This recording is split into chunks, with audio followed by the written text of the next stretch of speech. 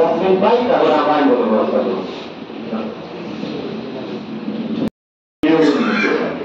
আর auto স্ট্যান্ডগুলি বাজারে দিয়ে টাকা কালেকশন করি।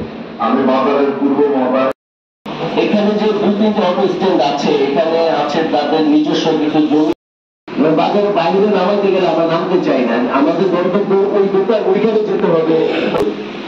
তো এখানে অটো স্ট্যান্ডে রাস্তাতে তাদের 4-5টা 7টা 8টা গাড়ি এরকম সিরিয়ালে থাকে, যে কারণে যানজটে সৃষ্টি হয় আর কি।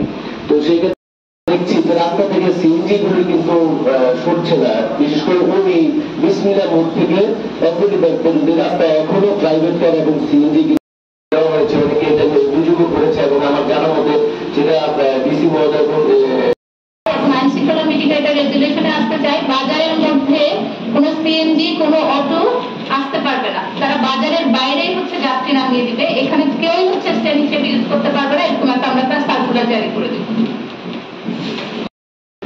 স্টেটের নিয়ম রুলস রেজুলেশন থাকে, সেই অনুযায়ী যদি সেটা উঠায় যত জায়গায় বা জায়গা ভাড়া নিয়ে স্ট্যান্ড করে তাহলে স্ট্যান্ড না করা হয়, সেইভাবে একটা আপনারা সেভাবে একটা লোক যদি খাটে তাহলে সেখানে একটা নির্ধারণ করে দিবেন যাতে জুলুম না করতে পারে, চাঁদাবাজি না করতে পারে।